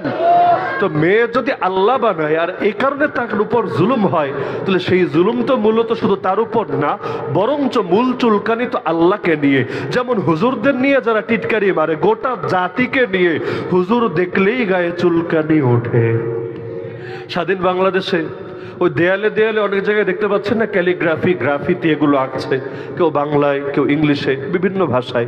ভালো উদ্যোগ, যে কোনো জিনিসকে স্মরণীয় রাখার একটা উদ্যোগ। আমরা পারি নাই, আমরা ব্যর্থ ক্ষেত্রে। 2013-তে আমাদের কত ভাই মারা গেল, শহীদ আবু সাইদের নামে চত্বর হলো, আমরা কারো নামে চত্বর বানাতে পারি নাই। তাহমিদের নামে আজকে নরসিংদী থেকে আসার পথে দেখেছি চত্বর হয়েছে, আমরা কারো নামে চত্বর বানাতে পারি নাই। মুগ্ধর নামেও হয়তো অনেক কিছু হবে, আমাদের ব্যর্থতা, আমরা কারো নামে কিছু বানাতে পারি নাই। কিছু ছেলে আগ্রহী হয়ে তারাও গেল, তারাও গিয়ে দেয়ালে আরবি গ্রাফিতি লিখতে শুরু করলো। মাদ্রাসার ছেলে আরবিতে গ্রাফিতি লিখছে। আরবি মানেই কিন্তু কোরআনের আয়াত না, আরবি মানেই কিন্তু হাদিস না। আরবি একটা ভাষা, সেই ভাষায় উপদেশ আছে, সেই ভাষায় অমূল্য বাক্য আছে। দেখা গেল সেই তথাকথিত সুশীল এক শ্রেণী এসে বাধা দিল, খবরদার, 52 তো কি রক্ত দিয়েছে আমরা যে বাংলাদেশে এখন দেয়ালে আরবি লেখা হবে, এটার জন্য লিখতে মনে চাইলে আফগানিস্তান চলে যা। আরে তোদেরকে পয়সা দেয় কে? তোরা কি জঙ্গি? হ্যাং ট্যাং, নাউযুবিল্লাহি মিন যালিক। আরে যদি বাংলাদেশের দেয়ালে ইংলিশ লেখা হয়, এতে বৈষম্য হয় না, এতে চেতনায় আঘাত লাগে না, এতে 52-তে কিসের জন্য রক্ত দিয়েছে এটা মনে পড়ে না। খালি যদি আরবি দেখে, উর্দু না, উর্দু ধরলাম তা পাকিস্তানের সঙ্গে মিলে যায়, অ্যালার্জি থাকতে পারে, কিন্তু আরবি তো কোরআনের ভাষা, আরবি তো হাদিসের ভাষা, আরবি তুই মরার পর তোর মুখেরও ভাষা। এমনকি এই যে কবরের মধ্যে প্রশ্নোত্তর করা হবে, চাইনিজ ভাষায় না? আরে কে চাইনিজ ভাষায় না? জাপানিজ ভাষায় তো অবশ্যই।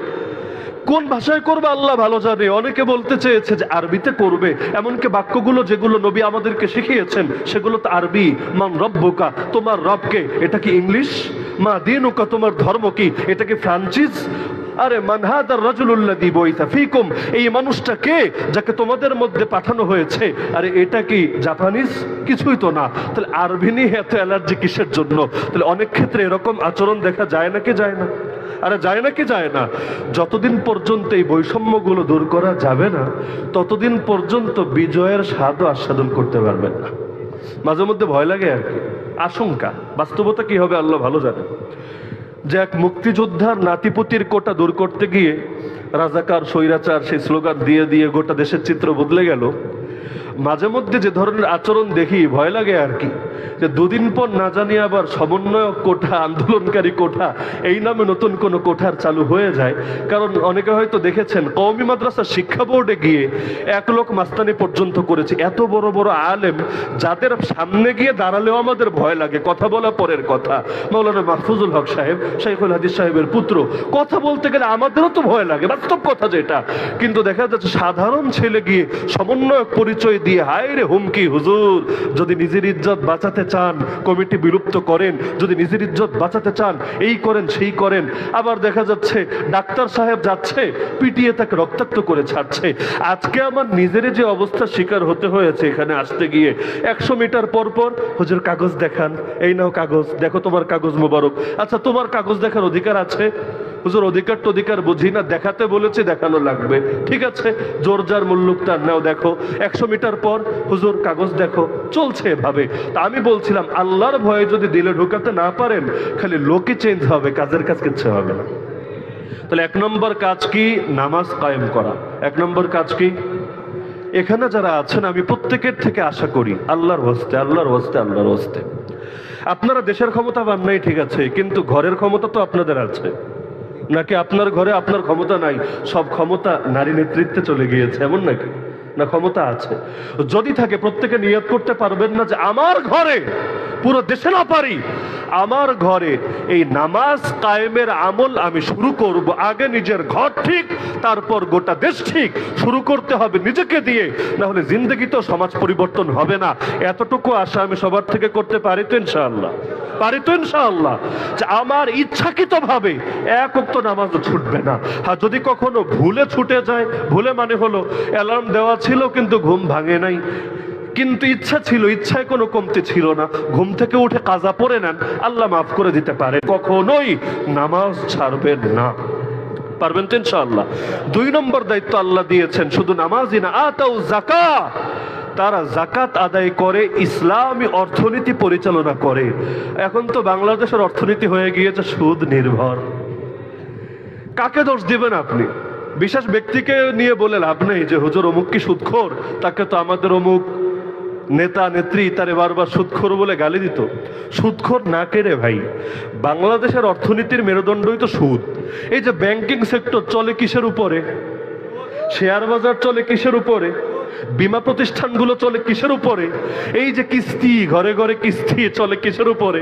সার্বজনীন পেনশন স্কিম একটা ঘোষণা করেছিল, কিসের উপরে? সুদ। এমনকি যারা মোবাইল ব্যাংকিং করেন, ব্যাংকে অ্যাকাউন্ট লাগবে না, মোবাইল ব্যাংকিং বিকাশ আছে তো হয়তো সবার পকেটে পকেটে। যদি আপনি এটাকে ম্যানুয়ালি সুদ অফ না করেন, আপনার অজান্তে এখানেও আসে সুদ। ওই যে বলবেন হুজুর বেশি টাকা রাখি না, 10 টাকা 20 টাকা তো থাকে, দেখবেন কয়েক মাস যাওয়ার পরে 0.01, এই এতটুকু যে দেওয়া হলো, যেটা দিয়ে একটা চকলেটও খাওয়া যাবে না, একটা চুইংগামও খাওয়া যাবে না, কিন্তু এই যে এতটুকু সুদ যে আপনার সঙ্গে মিশে গেল, কিয়ামতের দিন কি জবাব দিবেন আল্লাহর কাছে? তাহলে সুদ ভিত্তিক অর্থনীতি দিয়ে কখনোই মুক্তি আসবে না। দল যে দলই ক্ষমতায় আসুক, যে দলই ক্ষমতা থেকে যাক, সুদ মানেই জুলুম, সুদ মানেই আল্লাহর বিরুদ্ধে যুদ্ধ। সূরা বাকারায় আল্লাহ বলে দিয়েছেন, সুদ মানেই নিজের আপন মায়ের সাথে জিনা করার সমান। তো যেই জাতি নিজের আপন মায়ের সাথে জিনা করে, যেই জাতি আল্লাহর বিরুদ্ধে যুদ্ধে নামে, আরে যেই জাতি এত বড় জুলুমে লিপ্ত থাকে, তাদের উপর রহমত আসবে কিভাবে, বরকত আসবে কিভাবে? আর আল্লাহ যদি রহমত আর বরকত না দেন, কারো সাধ্য নাই, কারো সাধ্য নাই দেশের মধ্যে শান্তি প্রতিষ্ঠা করবে। তাহলে ইসলামী অর্থনীতি কায়েম করা লাগবে নাকি লাগবে না? বলবেন হুজুর আমি তো অর্থমন্ত্রী না, সাইফুর রহমান সাহেবের মতো, অথবা আমি তো রাষ্ট্রীয় কোনো গুরুত্বপূর্ণ দায়িত্বও নেই, বয়ান আমাকে দিয়ে কি লাভ? লাভ। আপনাকেও একটা ঘরের অর্থনীতি চালাতে হয়। হুজুরি হন, সাধারণ মানুষই হন, প্রত্যেকের ঘরের অর্থনীতি আপনারা চালান নাকি চালান না? আল্লাহর সঙ্গে শপথ করেন, আল্লাহ যতদিন বেঁচে আছি ইনশাআল্লাহ আমার রক্তের সঙ্গে এক ফোঁটা হারামও মিশ্রিত করব না। কারণ হারাম পোশাক হলে 2 দিন পর নয়তো ফেলে দিলেন, হারাম কোনো পয়সা থাকলে 2 দিন পর নয়তো দান করে দিলেন, কিন্তু যেটা আপনি খাবেন, যেটা শরীরের মধ্যে ঢুকবে, আরে ভাই এটা তো রক্তের সঙ্গে গোশতের সঙ্গে মিশে যাচ্ছে। পরবর্তীতে কিভাবে আপনি নিজেকে পবিত্র করবেন? রক্ত আর গোশত তো কেটে নিজের থেকে আলাদা করতে পারবেন না। সিদ্দিক আকবর আবু বকর রাদিয়াল্লাহু আনহু একদিন তার অনেক প্রচন্ড ক্ষুধা লেগে গিয়েছিল, গোলাম খাবার দিল, তিনি খেয়ে ফেললেন। অন্যান্য সময় গোলামকে জিজ্ঞাসা করতেন যে এটা কোন পয়সা থেকে তুমি এনেছো, অথবা কোন জায়গা থেকে তুমি সংগ্রহ করেছো। সেদিন ক্ষুধার চাপ বেশি ছিল, জিজ্ঞাসা করতে পারেন নাই, খেয়ে ফেলেছেন। খাওয়ার পর গোলামকে জিজ্ঞাসা করলেন, গোলাম জবাব দিল। তার জবাবের খোলাসা এটা দাঁড়ায় যে এটা হারাম না, তবে সন্দেহপূর্ণ, মানে এর মধ্যে একটু সংশয় আছে, সন্দেহ আছে। সঙ্গে সঙ্গে আবু বকর রাদিয়াল্লাহু আনহু গলার মধ্যে হাত ঢুকিয়ে দিলেন, বমি করে সবকিছু ফেলে দিলেন, আল্লাহর কাছে তওবা করলেন যে আল্লাহ এটার দ্বারা যদি আমার রক্ত মাংস গঠিত হতো, আমার পরিণতি কতই না খারাপ হতো। হাদিসের মধ্যে আছে এমন অবস্থাও হয় মানুষের, তার মাথার চুলগুলো উস্কো খুস্কো, পা ধুলো মলিন, কোন এক মরুভূমিতে গিয়ে আল্লাহকে ডাকছি, ইয়া রাব্বি ইয়া রাব্বি ইয়া রব, হে আমার রব, হে আমার রব, হে আমার রব। কিন্তু নবী বলেন মাতামুহু হারাম, মাশরাবুহু হারাম, ওয়া মালবাসুহু হারাম, ওয়া গুযিয়া বিল হারাম। যা খায় তাও হারাম, যা পান করে তাও হারাম, যে পোশাক পরে তাও হারাম। নবী বলেন ও যতই কাঁদুক ফান্না ইউস্তাজাবু লিযালিক, কোত্থেকে ওর দোয়া কবুল হবে? সুতরাং প্রত্যেকে নিয়ত করেন যে দেশ হয়তো আজে ঠিক করতে পারবো না, ব্যাংকিং সেক্টর, শেয়ার বাজার, রাষ্ট্রকে আজে পরিবর্তন করতে পারছে না, কিন্তু আমি আমার যতটুকু সাধ্যে আছে এক্ষেত্রে আমি একটাও হারামের পয়সা যোগ করব না। এটা ভাববেন না লড়াই শেষ, বরং ভাববেন লড়াই শুরু। কারণ নবী বলেছেন দুনিয়া মুমিনের জেলখানা। কি খানা? কি খানা? দুনিয়া মুমিনের জেলখানা। তা আপনারা কি মুমিন না কাফের? তাহলে দুনিয়া কি জেলখানা আপনাদের জন্য না অন্যদের জন্য? অবশ্যই আপনাদের জন্য। তো মৃত্যু পর্যন্ত কষ্ট থাকবেই। স্বাধীনতা কখনো দেখবেন এদিকে, কখনো সেদিকে। কখনো আবিষ্কার করবেন যে আছেন হিন্দুত্ববাদী ব্লকে ভারতের আধিপত্যে, কখনো আবিষ্কার করবেন আছেন সেকুলার আধিপত্যে মার্কিন ব্লকে, কখনো এদিকে কখনো সেদিকে। আর আমাদের মতো তৃতীয় বিশ্বের এরকম উন্নয়নশীল ছোট ছোট রাষ্ট্র যেগুলো, এগুলো সবসময় ওই বড়গুলোর অধীনেই খেলতে থাকে। এলাকায় দেখেন না নেতা যারা, এরাই মানুষের উপর একটা প্রভাব বিস্তার করে রাখে। একটা অদৃশ্য সিন্ডিকেট থাকে, হয়তো এই সিন্ডিকেট না হলে ওই সিন্ডিকেট, বের হওয়া যায় না। আমাদের হালতগুলো এমন যে এক লড়াই হয়তো শেষ হয়েছে, হিন্দুত্ববাদ নিয়ে হয়তো আগের মতো টেনশন করা লাগবে না, আল্লাহ ভালো জানে। কিন্তু এর মানে এটা না ট্রান্সজেন্ডারবাদ দূর হয়ে গিয়েছে, শরীফার সেই কেচ্ছা নাই হয়ে গিয়েছে। এর মানে এটা না পশ্চিমা সেকুলারিজম আর তন্ত্রমন্ত্র দূর হয়ে গিয়েছে। এর মানে এটা না যে সব ফিতনা দূর হয়েছে। বরং বাস্তবতা হলো ওরা তো করতো উগ্রবাদী তরিকায়, ডাইরেক্ট ধর মার কাট টাইপের, আর এদের তরিকা হলো মুখের মধ্যে হাসি আর মুখটা ঝরছে যেন হাসি থেকে, কিন্তু ভেতরে ভিতরে এমন এমন আকীদা, এমন এমন মতবাদ, এমন এমন থিওরি এই বাচ্চা ছেলেদের মধ্যে ঢুকিয়ে দিচ্ছে যে নিজেদের অজান্তে তারা এক একজন ইউরোপ আমেরিকার দালাল, নাস্তিক, বেঈমান, মুরতাদে পরিণত হচ্ছে। এই বাংলাদেশে শাহবাগ কাঁপানো যে নাস্তিকগুলো, এগুলো কি সব আমেরিকা থেকে এসেছে? এগুলো কি ইউরোপ থেকে এসেছে? তাহলে আসলো কোত্থেকে? কওমি মাদ্রাসা থেকে তৈরি হয়েছে? তাও তো না। তবলিগ জামাত থেকে তৈরি হয়েছে? তাও তো না। মসজিদ থেকে তৈরি হয়েছে? তাও তো না। মূর্খ মানুষদের থেকে তৈরি হয়েছে? আরে তাও তো না। এই বড় বড় এলিট, সুশীল আর শিক্ষিতদের মধ্যেই তো তৈরি হয়েছে। তৈরি হলো কিভাবে? যদি তৈরি করার উপাদান না থাকে ওদের সিলেবাসের মধ্যে, জিন্দেগিতেও তৈরি হতো না। তার মানে তৈরি করার মতো পর্যাপ্ত উপাদান অবশ্যই আছে। এই যে ছেলে মেয়ের সহশিক্ষা, উঠতি বয়স তো এমনিই পেরেশানি। বাচ্চা কাচ্চারা কিন্তু ওই টাইমে নিয়ন্ত্রণ রাখা কঠিন। ধরেন এই 15 থেকে শুরু করে, অথবা 15 আরো আগ থেকে এই 24-25 পর্যন্ত এমন একটা ভয়াবহ সময় যায়, পাগলা ঘোরা। এখন এমনি নাচন্যা বুড়ি, তার উপর ঢোলের বাড়ি, এমনি হলো বিপরীত লিঙ্গের উপর আকর্ষণ, তার মধ্যে আবার সেই পড়ালেখার মধ্যেও যৌনতার পড়া, সিনেমার মধ্যেও যৌনতা, বিজ্ঞাপনেও যৌনতা, রাস্তাঘাটেও যৌনতা। আর নারী দেহ না দেখালে যেন কিছুই হয় না। রাস্তায় ট্রাফিক সার্ভিস দিবে, ভালো কথা, নিঃসন্দেহে যখন পুলিশ নাই, ছাত্ররা ট্রাফিকগিরি করলে ভালো, যদি নিয়ম মেনে করে। সেখানেও কি মেয়েদের কষ্ট দেওয়ার দরকার আছে? ইসলাম কি মেয়েদেরকে কষ্টকর কোনো কাজ দিয়েছে? সব কিন্তু সমানে দিয়েছে। যেমন আল্লাহ নবী যেই জান্নাতে যাবেন, আল্লাহ নবীর স্ত্রীরা, মুমিনদের মারাও কিন্তু একই জান্নাতেই থাকবে। দুনিয়াতেও যেমন নবীর সঙ্গী ছিল, জান্নাতেও সঙ্গী থাকবে। কিন্তু আল্লাহ নবীকে নবুয়তের দায়িত্ব পালন করতে গিয়ে কত কষ্ট করতে হয়েছে। কিন্তু একজন নারী নবীর ইতিহাস আপনি দেখাতে পারবেন না। কোন নারী কোনদিন নবী হয় না, কিন্তু নবী নবুয়তের গুরুদায়িত্ব পালন করে যে জান্নাতে, আর এই নারী কোন গুরুদায়িত্ব পালন করা ছাড়াই একই জান্নাতে। আল্লাহ তাআলা সওয়াব দিতে কম দেন না, কিন্তু গুরুদায়িত্ব চাপিয়ে দেন না। কিন্তু এগুলো সমাজের মধ্যে সুশীলতার নামে, পশ্চিম আদর্শের নামে ঠিকই চলছে। সুতরাং লড়াই শেষ হয়ে যায় নাই। লড়াই আমাদেরকে মৃত্যু পর্যন্তই করা লাগবে, কখনো এই শত্রুর বিরুদ্ধে, কখনো ওই শত্রুর বিরুদ্ধে। কিন্তু জিন শয়তান আর মানুষ শয়তান ওয়াসওয়াসা দিতেই থাকবে। আল্লাযী ওয়াসওয়াসু ফি সুদুরিন নাস মিনাল জিন্নাতি ওয়ান নাস। কোরআন মাজিদের সর্বশেষ 2 আয়াত, যে জিন জাতি আর মানব জাতির মধ্য থেকে একদল অন্তরে কুমন্ত্রণা দিতেই থাকবে। তো কুমন্ত্রণা যারাই দিবে তাদের বিরুদ্ধে আমরণ লড়াই চলবে। পারবেন তো ইনশাআল্লাহ? তো দুটো দায়িত্ব, পরের দুইটা আমি একেবারেই সংক্ষিপ্তভাবে বলে দিচ্ছি। 3 নম্বর দায়িত্ব, ওয়া আমারু বিল মারুফ, সৎ কাজের আদেশ দিবে। পারবেন না ইনশাআল্লাহ? এমনকি নিজের যদি কোনো আমলের ত্রুটি থাকেও, তবুও সেই আমলের দাওয়াত বন্ধ করবেন না। মনে করেন আপনার ফজরের নামাজ ছুটে যায়।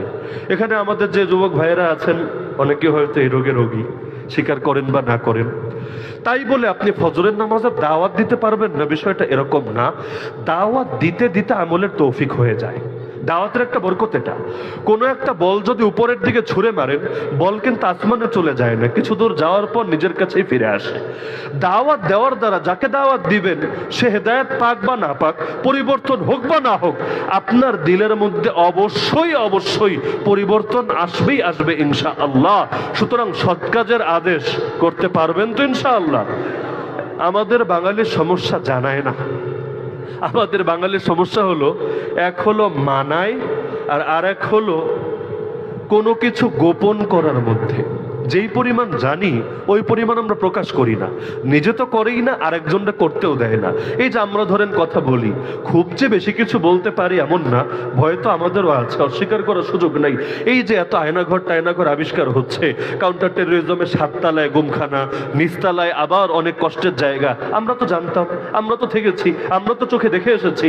3 বছরে কোনোদিন বলতে তো পারি নাই যে ভাই ওই জায়গায় কিন্তু গুমখানা আছে, যান গিয়ে ভেঙে দিয়ে আসেন। ভয় আমাদেরও আছে। অনেক কথা হয়তো বলেছি, অনেক কিছু বলতে পারি নাই, এখনো যে সবকিছু পারছি বিষয়টা এমন না। মাঝে মধ্যে অনেক কথা গলা পর্যন্ত আসে, এরপর আবার ভেতরে কষ্ট করে ঢুকিয়ে রাখতে হয়। মন খালি বলে সময় এখনো আসে নাই, হয়তো একদিন আসবে। তো সুতরাং সব যে আমরা পারি বিষয়টা এমন না, কিন্তু দাওয়াত কখনো বন্ধ করা যাবে না। দাওয়াত দেওয়ার দ্বারা আপনার দাওয়াতে সালাহুদ্দিন আইয়ুবী তৈরি হয়ে যেতে পারে, আপনার দাওয়াতে মোহাম্মদ বিন কাসেম তৈরি হয়ে যেতে পারে। নিজে করতে পারেন বা না পারেন, আল্লাহ যে কার দ্বারা সমাজ পরিবর্তন করবেন সেটা একমাত্র তিনিই ভালো জানেন। কোন কথায় কার হেদায়েত হয়ে যায়। বাঙালিরা এত মারা মারল, পরিবর্তন নাই। খালি এক রাজাকার গালির মধ্যে ওরে আল্লাহ কি শক্তি! এত কালে এত গালি, গালি শেষ নাই। সকালে গালি, বিকালে গালি, এই গালি সেই গালি, জাগান হই যায় না। মাঝখান দিয়ে বিপদে পড়ে খালি আমরা। অনেক জায়গায় মাহফিল বন্ধ কেন? হুজুর আপনি নেত্রীর কথার ভুল ধরেছেন, এজন্য প্রশাসন মাহফিল করতে দিবে না। ভালো কথা। এক এক সময় খালি মুসিবত আমাদের উপর আর আমাদের উপর। আর এক রাজাকার বাক্যে কি শক্তি রে ভাই! এখন রাজাকাররাই নিজেদের দিকে ঘুরিয়ে নিয়েছে।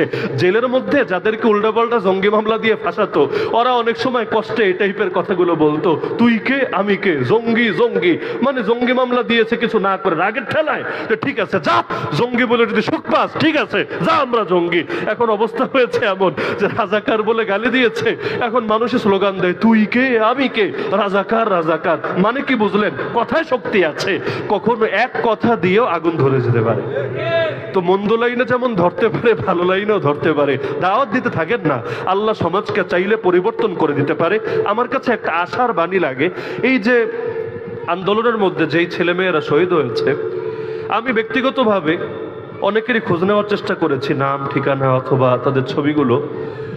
অনেক ক্ষেত্রে দেখেছি, মানে সংখ্যাটা একেবারে কম না, অনেক ডজন হবে। যেই ছেলেগুলো শহীদ হয়েছে ওদের ফেসবুক ঘেটে দেখেছি কোনো অশ্লীল পোস্ট নাই, ছেলে মেয়ে টাইপের অথবা বিভিন্ন অশ্লীলতা বলতে যা বোঝায় নাই। চেহারার মধ্যে অনেকেরই দেখবেন দাড়ি ছিল, সুন্দর দাড়ি। এমনকি শহীদ হওয়ার পর চেহারায় যে কি একটা নূর চমকাচ্ছিল, মেরেছে নির্মম ভাবে, কাউকে গুলি করে, কাউকে পিটিয়ে পিটিয়ে, কাউকে তো এর চাইতে আরো ভয়াবহ অত্যাচার করে। তো অনেককে দাফনও করা হয়েছে লম্বা সময় পরে, তাদেরকে নিয়ে মিছিল করা হয়েছে, প্রতিবাদ প্রতিরোধ করা হয়েছে। তো দেখবেন দীর্ঘ সময় পরেও কেমন যেন একটা মুচকে হাসি লেগেছিল চেহারার মধ্যে। শহীদের লাশ কিন্তু আল্লাহ তাআলা বিশেষ একটা নূর ঢেলে দেন এর মধ্যে। সাহাবীদের জামানে একবার হলো এক মুরব্বী, অনেক বয়স, তিনি যখন জিহাদের ডাক এসেছে, ওসমান রাদিয়াল্লাহু আনহু সময়ের কথা, ছেলেদেরকে বলছেন আমাকেও জিহাদে নিয়ে যেতে হবে। ছেলেরা বলছে আব্বাজান আপনি আল্লাহর রসুলের সঙ্গে জিহাদ করেছেন রসুলের ওফাত পর্যন্ত, এরপর আবু বকর রাদিয়াল্লাহু আনহুর সঙ্গে জিহাদ করেছেন তার ওফাত পর্যন্ত, এরপর ওমর রাদিয়াল্লাহু আনহুর সঙ্গেও জিহাদ করেছেন তার শাহাদাত পর্যন্ত। আর কত করবেন? আপনি মুরব্বী হয়ে গিয়েছেন। এখন আমরা আপনার পক্ষ থেকে যথেষ্ট, আমরা এতজন জওয়ান, এরাই ইনশাআল্লাহ আপনার হক আদায় করব, এই বয়সে আপনার কষ্ট করে যাওয়া লাগবে না। তিনি বললেন, আরে নাছোড়বান্দা হয়ে বললেন, শোন আমি বসে থাকতে চাইলেও আল্লাহর কোরআন আমাকে বসে থাকতে দেয় না। আল্লাহর কোরআন হালকা হও বা ভারী হও, জিহাদের ময়দানে বেরিয়ে পড়ো। ওয়াজাহিদু বিআমওয়ালিকুম ওয়া আনফুসিকুম ফি সাবিলিল্লাহ, আর নিজের জানমাল দিয়ে আল্লাহর পথে জিহাদ করতে থাকো। তো যতদিন হালকা ছিলাম তখন যেমন জিহাদে বের হয়েছি, এখন শরীর ভারী, বয়স হয়েছে, তাতে কি? এই আয়াতটা আমাকেও আদেশ দিচ্ছে, আমাকেও বের হতে হবে। তো যখন বাবা আদেশ দেয় এভাবে, সন্তানের তো কিছু করার নাই, বাবার আদেশ পালন করতে বাধ্য। বলো ঠিক আছে আব্বাজান চলেন আমাদের সাথে। তো সেই সফর ছিল নৌপথে সফর, নৌপথে বুঝেন তো, নৌযানে করে জাহাজে করে অনেক দূর যেতে হবে, দীর্ঘ পথ পেরিয়ে তারপর জিহাদ করতে হবে। কিন্তু এই ধকল তিনি এই বয়সে এসে সহ্য করতে পারলেন না, মাঝপথে সেই সাগরের মধ্যেই তিনি ইন্তেকাল করলেন। তো এখন সাগরে ইন্তেকাল করলেন, সাগর আর নদী তো এক না। এখন লাশটা দাফন করবে কোথায়? সমুদ্রের বুকে ফেলে দিতে তো আর মন টানে না। একজন মানুষ মৃত্যুবরণ করেছে, একটু মাটি তো লাগবে যেখানে তার দাফনের ব্যবস্থা করা হবে, কিন্তু কোনো মাটি খুঁজে পায় না। একদিন, দুদিন, 3 দিন, যেতে যেতে 1 সপ্তাহ পেরিয়ে হলো 10টা দিন। ভাবতে পারেন? তারা নিয়ে লাশটা একটা জায়গার মধ্যে সংরক্ষিত করে রেখেছিল। ওই যুগে তো আর এখনের মতো বরফও নাই, কোনো আধুনিক ব্যবস্থাও নাই। তো 10 দিন পর যখন একটা দ্বীপ পেল, চল, তারা ভাবলো যে এখানে লাশটাকে দাফন করে যাই। যদিও আর কোনোদিন জিয়ারতে আসতে পারবো কিনা জানি না, কিন্তু আর কয়দিন লাশ নিয়ে ঘুরবো, আমার বাবাকে এখানে শুয়ে দিয়ে যাই। তো যখন সেই জায়গায় গেল, তাদের ধারণা ছিল যে লাশটা খুললেই বিকট গন্ধ আসবে, হয়তো পুরো না পচলে অর্ধ পচা তো হবেই। যুক্তির কথা, 10 দিন কিন্তু কম না, 10 দিনে তো লাশের বহুত কিছু হয়ে যাওয়ার কথা।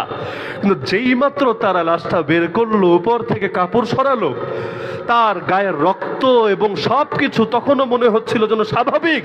দেখে মনে হচ্ছে একজন জীবিত লোক যেন ঘুমাচ্ছে আর চেহারার মধ্যে নূর চমকাচ্ছে। তারা সেখান থেকে বের করে তাকে দাফন দিয়ে আসলো। এমন ঘটনাও তো ঘটেছে যে কয়েক যুগ পর নদী ভাঙনের কারণে শহীদের কবরও, তার লাশ সেখান থেকে বের হয়ে এসেছে। আর হাজার হাজার খ্রিস্টান পর্যন্ত এটা দেখে মুসলমান হয়ে গিয়েছে। এত যুগ পরও দেখা যাচ্ছে রক্তগুলো এখনো তাজা আর চেহারার মধ্যে এক অদৃশ্য নূর চমকাচ্ছে। সুতরাং আমাদের ভাইয়েরা বড় সফল, আমরা তাদেরকে নিয়ে কি আফসোস করব? আফসোস তো নিজেদের নিয়ে করা উচিত। তারা তো ইনশাআল্লাহ জান্নাতের সবুজ পাখি হয়ে উঠছে। তাদের জন্য কেউ দোয়া করুক বা না করুক, আল্লাহ তাআলা যার শাহাদাতকে কবুল করেন, রক্তের প্রথম ফোঁটা মাটিতে গড়িয়ে পড়ার আগেই রব্বুল আলামিন তার প্রাণটা নিয়ে জান্নাতের সবুজ পাখির ভেতর দিয়ে আসেন। তা আমি আফসোস করেছি এটা নিয়ে, এই যে এতগুলো বাচ্চা মারা গেল, জিনিসটা কাকতালীয় না যে অনেকেরই চেহারায় দাড়ি, অনেকের খবর নিয়ে জানা গিয়েছে তার নামাজও কাজা হতো না, অনেকের দেখা গিয়েছে যে ফেসবুকের মধ্যে একটা খারাপ পোস্ট পর্যন্ত নাই। তার মানে শাহাদাত তো সবার নসিবে জোটে না, এর জন্য কপাল লাগে। আরে আল্লাহ যাকে কবুল করে একমাত্র সেই এই মহামূল্যবান নেয়ামত লাভ করে। তো সৎ কাজের আদেশ করতে রাজি আছেন তো ইনশাআল্লাহ? লাস্ট দায়িত্ব এটা বলে আলোচনা শেষ। ওয়ানাহা আনিল মুনকার, অসৎ কাজ থেকে নিষেধ করে। এখানে আমাদের সমস্যা, আমরা সৎ কাজের আদেশ দিতে রাজি, অসৎ কাজ থেকে নিষেধ করতে রাজি না। মাহফিলের মধ্যেও বলে, হুজুর আসমানের উপরের বয়ান করবেন, মাটির নিচের বয়ান করবেন। হ্যাঁ, কথা তো জরুরি। আসমানের উপরের বয়ানও করা দরকার, জান্নাতের বয়ান। মাটির নিচের বয়ানও করা দরকার, কবরের বয়ান, হাসরের বয়ান, জাহান্নামের বয়ান, সব ঠিক আছে। কিন্তু আসমানের নিচে আর মাটির উপরের বয়ানটাকে তোর বাপে করবে? উপরেরটা যদি দরকার থাকে, নিচেরটা যদি দরকার থাকে, এটার দরকার নাই। এই যে বাংলাদেশে গত 3 সপ্তাহে আমার জানা মতে কয়েক ডজন খতিব সাহেব চাকরি হারিয়েছে, জানেন তো আপনারা? কেউ কেউ চাকরি ফেরত পেয়েছে, আর কেউ ফেরত পাওয়া দূরের কথা। এই যে শুক্রবার গেল না, গতকালও কয়েকজন চাকরি হারিয়েছে। কেন? কারণ নেতা নেত্রী নয় তো চেঞ্জ হয়েছে, এলাকার পাতি নেতা তো আর চেঞ্জ হয়নি। 2-1 দৌড়ানি খেয়ে ভেগেছে, কিন্তু সবাই তো আর ভাগে নাই। এই যে আজকে যে মুহূর্তে বয়ানে আসলাম, তখনও সারা দেশ গরম যে সেনাবাহিনীর উপর পর্যন্ত অ্যাটাক হয়েছে, সেনাবাহিনীর গাড়ি পর্যন্ত পুড়িয়ে দিয়েছে। টহলে থাকা সেনাবাহিনী, অপরাধ কি? অপরাধ হলো তাদের নেত্রী কেন ভেগেছে। আচ্ছা, নেত্রী ভেগেছে, এটাকে সেনাবাহিনীর পাপ না সেনাবাহিনীর কবিরা গুনাহ না সেনাবাহিনীর দোষ? কিন্তু এজন্য তাদেরকে আগুন লাগিয়ে দেওয়া হয়েছে যে নেত্রীকে ফিরিয়ে আনতে হবে। কোন জায়গায়? জায়গার নাম মুখে নাই আনলাম, ওই জায়গার নাম মুখে আনতেও ভয় লাগে। তো যাই হোক, এইরকম ভয়াবহ অবস্থা এখনো চলছে। তো অসৎ কাজ থেকে নিষেধ করবেটাকে? জিবরিল আমিন দুনিয়াতে এসে করবে না, আজরাইল দুনিয়াতে এসে করবে না। সুতরাং সমালোচনা সহ্য করার মতো যোগ্যতা অর্জন করতে হবে। যেই সরকারে আসুক, যেই বাইরে থাকুক, যেই মাজলুম হোক আর যেই জালেম হোক, কিন্তু ভুল যেটা, ভুলকে ভুল বলতেই হবে। সাদাকে সাদা, কালোকে কালো যে বলতে জানে না, তাকে কখনোই প্রকৃত মুমিন বলে না। আমার বাপও যদি ভুল করে, সেটাকে ভুল বলতে হবেই হবে। এর মানে এটা না যে আমার দল করলে ভুল হলেও সঠিক আর অন্যের দল করলে সঠিক হলেও ভুল। এই গোরাবির নাম হলো আসাবিয়াত। নবী বলেন, এই আসাবিয়াত নিয়ে কেউ যদি মরে, ও জাহেলি মরণ মরেছে, ইসলামী মরণ মরতে পারে নাই। সুতরাং হক গ্রহণের যোগ্যতা থাকতে হবে, অন্যায়কে অন্যায় বলতে হবে। এই বাংলাদেশে সবচাইতে বড় স্বৈরাচারের পথ তৈরি হয় এখান থেকে, যে মানুষ অন্যায়কে অন্যায় বলতে রাজি না। আচ্ছা, আপনি যেই দলই করেন ভালো কথা, আপনি যখন দেখছেন আলেমুলামার উপর জুলুম হচ্ছে, আপনি যখন দেখেন মানুষের উপর জুলুম হচ্ছে, আপনি যদি প্রতিবাদ করেন কি ক্ষতি হবে? বলবে হুজুর দল থেকে বাদ দিবে। কয়জন বাদ দিবে? একজন বাদ দিবে, 10 জন বাদ দিবে, 100 জন বাদ দিবে। লক্ষ লক্ষ জনতা যদি প্রতিবাদ করে, বাদ যাবে কোন দুঃখে? আলহামদুলিল্লাহ সুম্মা আলহামদুলিল্লাহ সুম্মা আলহামদুলিল্লাহ। বাংলাদেশে দেখবেন অনেক তরিকার মধ্যেও বিভিন্ন সময় কয়েক যুগ যাওয়ার পরে শিরিক বেদাত ঢোকে, বন্ডামি ঢোকে।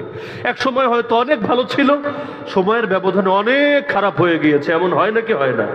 কিন্তু খেয়াল করলে দেখবেন মাদ্রাসার মধ্যে 100 বছর বয়স হয়ে গিয়েছে, তাতে কি? 150 বছর বয়স হয়ে গিয়েছে, তাতে কি?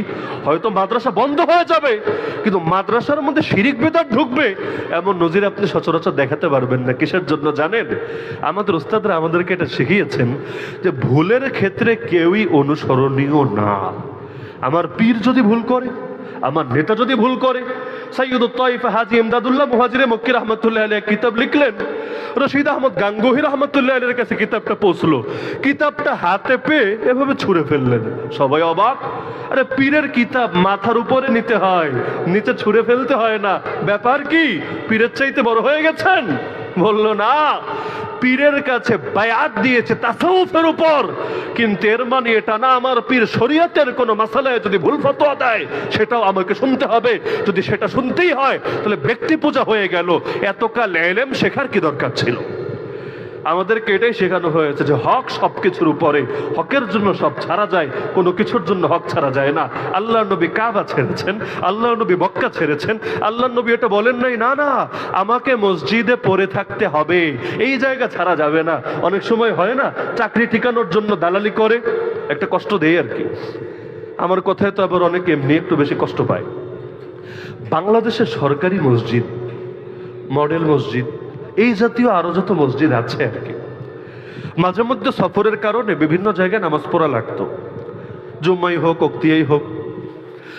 আগে তো আমি চিন্তা করতাম প্রায় সময়, অনেক সব জায়গায় আমি বলেছিও যে সেখানে বিশেষ করে মোনাজাতটায় যদি শরীক হতাম আর কি, যখন মোনাজাত হতো আমার দিল এটা সাক্ষ্য দিত যে তেলের দাম এমনি এমনি বাড়ে নাই, তেলের দাম এগুলোর কারণেই বেড়েছে।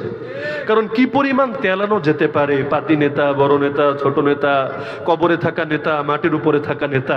আলহামদুলিল্লাহ সুম্মা আলহামদুলিল্লাহ, আগের শুক্রবার আর এই শুক্রবার যারা এই জাতীয় কোনো মসজিদে নামাজ পড়েছেন তারা আমার কথাটা ভালো ধরতে পারবেন। পুরা মানে ডিগ্রি কত হতে পারে, সর্বোচ্চ পোল্ট্রি যেটারে বলে আর কি, আগের সপ্তাহে যারা জান্নাতের টিকিট দেওয়া হয়েছে, জান্নাতের টিকিটের ইতিহাস আছে না বাংলাদেশে? মনে করেন এক প্যাকেট ডিম বিরিয়ানি, মানে মুরগি বিরিয়ানিও না, ব্রয়লার বিরিয়ানিও না, গরুর গোশতের বিরিয়ানি, মহিষের বিরিয়ানি, ছাগলের বিরিয়ানিও না, এক প্যাকেট ডিম বিরিয়ানি খেয়ে লক্ষ লক্ষ ইমামের সামনে পর্যন্ত আপনি তো জান্নাতি। বাহ, জান্নাত যেন আর বাপের সম্পদ যে জান্নাত তাকে তুলে দিচ্ছে। কিন্তু আল্লাহর কি কুদরত, একটা সপ্তাহ গেল না, যারে কয়েকদিন আগে জান্নাতে ঢুকিয়ে তালা মেরে লোকে চাবিয়ে নিয়ে আসতো, এখন তারে পারলে জাহান্নামেও জায়গা দিবে না, এর চাইতে আরো পারলে বড় কিছু বানাবে। সবটা চেঞ্জ হতে দেরি, সুর চেঞ্জ হতে দেরি না। কি কারিশমা কুদরতের, মানে ক্ষমতা আছে যেদিকে, আমরাও আছি সেদিকে।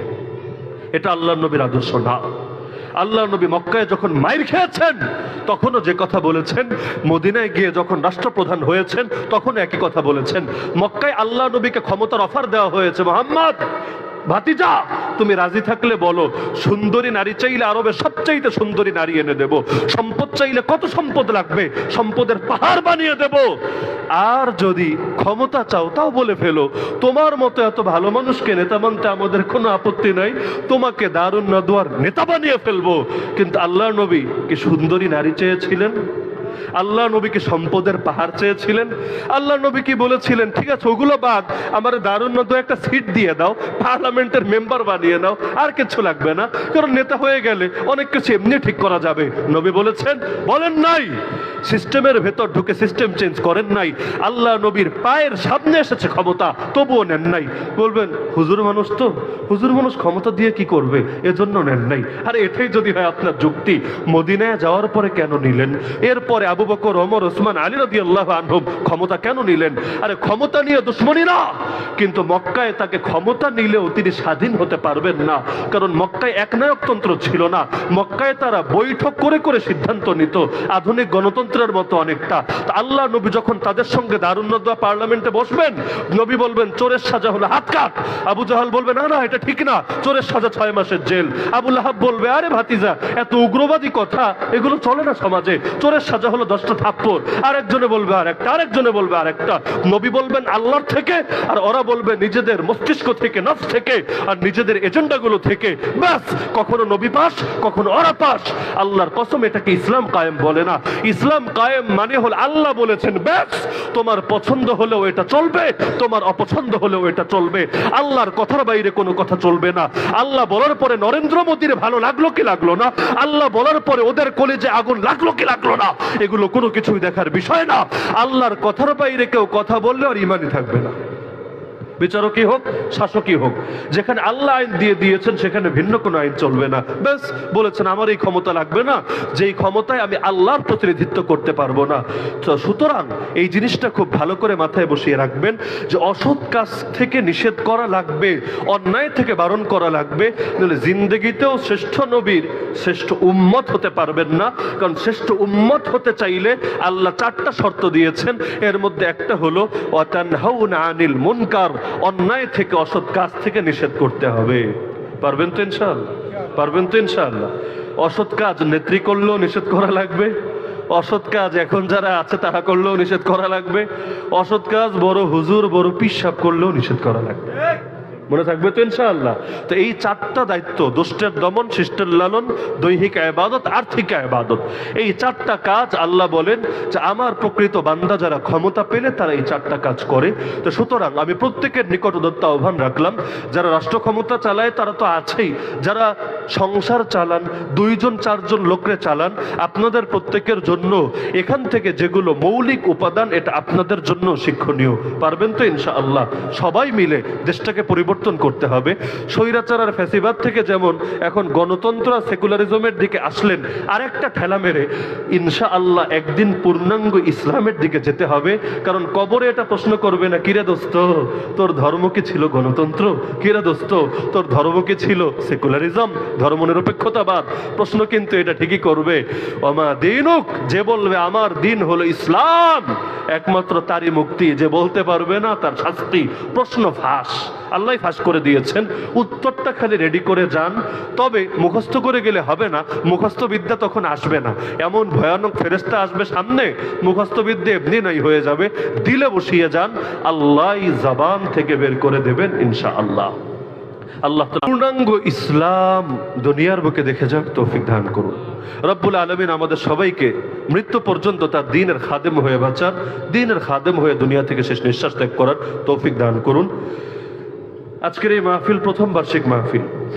দোয়া করি রব্বুল আলামিন এই মাদ্রাসাকে কিয়ামত পর্যন্ত কায়েম এবং দায়েম রাখুন। আমার ফলাফলটা শুনে অনেক ভালো লাগলো। মুহতামিম সাহেব শুরুতে যে ফলাফল বললেন 100% পাস হয়েছে, পর্যাপ্ত পরিমাণ ছাত্র। তো মাত্র 16 মাসের একটা মাদ্রাসায় এই ফলাফল, এবং এতটা গ্রামের মধ্যে অনেক সাইডে, কিন্তু এর মধ্যে এই ফলাফল অনেক ভালো আলহামদুলিল্লাহ। আর এখান থেকে শুনলাম কোনো ছাত্রের নাকি কোনো পয়সাও নেওয়া হয় না, বিনামূল্যে। আলহামদুলিল্লাহ সুম্মা আলহামদুলিল্লাহ। হ্যাঁ, এটা তো পুরো এলাকার জন্য না, পুরো দেশের জন্য আদর্শ ইনশাআল্লাহ। আল্লাহ তাআলা এই মাদ্রাসাকে কিয়ামত পর্যন্ত কায়েম এবং দায়েম রাখুন। ছোট ছোট কয়েকটা প্রশ্ন আমি বলে শেষ করে দিচ্ছি। মানুষ হত্যা ও গুম করার বিধান কি, শাস্তি কি? মানুষ হত্যার শাস্তি হলো কিসাস, যে হত্যা করেছে তাকে হত্যা করা হবে। ইসলামে কিসাস মানে হলো সমতার শাস্তি। এখন একজন লোকরে যদি 10 জন মিলেও হত্যা করে, ইসলামের বিধান হলো তাদেরকেও মৃত্যুদণ্ড দেওয়া হবে, যে কয়জন মিলেই মারুক না কেন। তো সুতরাং হত্যার শাস্তি হলো এটা। আর গুমটা কারা গুম করলো, কতটুকু করলো, ওটার ভিত্তি জমিনের মধ্যে বিশৃঙ্খলা সৃষ্টি এর মধ্যে গিয়ে সামিল হয়, এবং এই ক্ষেত্রে বিচারকের উপর কয়েক ধরনের শাস্তির এখতিয়ার থাকে। তো বর্তমানে যারা গুম এবং হত্যার সঙ্গে জড়িত ছিল, তো যারা হত্যার সঙ্গে জড়িত ছিল তাদের একটাই শাস্তি, মৃত্যুদণ্ড, দ্বিতীয় কোনো শাস্তির সুযোগই নাই। আর যারা গুম করেছে, ইফসাদ ফিল আরদ, জমিনের মধ্যে নৈরাজ্য সৃষ্টি করেছে, তাদের জন্য ইসলামে যে কয়েকটা শাস্তি দেওয়া আছে এগুলোই বাস্তবায়ন করতে হবে। তবে দুঃখের কথা, বিচারক তোমার বিচার করিবে কে? এখন যারা বিচারক আছে তারা তো করবে ব্রিটিশ আইনে, তারা তো আমাদের কোরআনের আয়াত শুনে আল্লাহ নবীর হাদিস শুনে বিচার করবে না। এমনকি এগুলো বললেও আপনাকে বেআইনি, রাষ্ট্রদ্রোহী, আরো হ্যাং ট্যাং বিভিন্ন অভিযোগ বলবে। তো সুতরাং যতদিন পর্যন্ত ইসলাম কায়েম না হবে ততদিন পর্যন্ত এই শাস্তি আর বিচারের অপশনটা এটা আসলে সমাজের মধ্যে বাস্তবায়ন করা যাবে না। এই নতুন বাংলাদেশ নিয়ে আপনার মতামত জানতে চাই। মতামত তো জানানো হয়ে গিয়েছে, আলহামদুলিল্লাহ, জুলুম থেকে মুক্তি পাওয়া গিয়েছে। আমি নিজেও তো মাজলুম, আরও যত মাজলুম ছিল তাদের জন্য সবচাইতে বেশি মনে ভালো লাগা কাজ করছে। আমার আরেকটু ভালো লাগা কাজ করবে যে হয়রানিমূলক মামলাগুলো আছে, এই মামলাগুলো যদি রহিত করে দেওয়া হয়। কোর্টের মধ্যে এই দৌড়াদৌড়ি করতে কার ভালো লাগে? সিলেটে মাহফিল করে দৌড়িয়ে যান কোর্টে, উত্তরবঙ্গে মাহফিল করে দৌড়িয়ে যান কোর্টে। তো নতুন বাংলাদেশ নিয়ে আমি আশাবাদী। এই জেনারেশন জেড বা জেনজি এদেরকে নিয়ে আমি ব্যাপক আশাবাদী ইনশাআল্লাহ। আমার শুধু দিল বলছে, আপনারা আমার সাথে একমত হবেন কিনা জানি না, এই যে জেনারেশনটা বাংলাদেশের মধ্যে বিপ্লব আনলো, আমরা যদি তাদেরকে ইসলাম বোঝাতে পারি, তাওহীদ বোঝাতে পারি, নবীর সুন্নাহ বোঝাতে পারি, ইনশাআল্লাহ তারাই আগামী দিনে এই বাংলার জমিন ইসলামকে বিজয়ী করবে ইনশাআল্লাহ। এখন তাদের অনেকে বোঝে, অনেকে বোঝে না। তা আমাদের মতো যারা তরুণ আলেম আছে সমাজে এবং যাদেরকে অনেকে অনুসরণও করে, দেশ থেকে হোক বাইরে থেকে হোক, আমি মনে করি তাদের দায়িত্বটা এখন একটু বেড়ে গেছে। যত সেলিব্রিটি আলেম আছে, পাবলিক ফিগার আলেম আছে, মুরব্বীরা তো আছেনই। আমি যেহেতু তরুণ, এই কারণে তরুণদেরকে বলছি আর কি।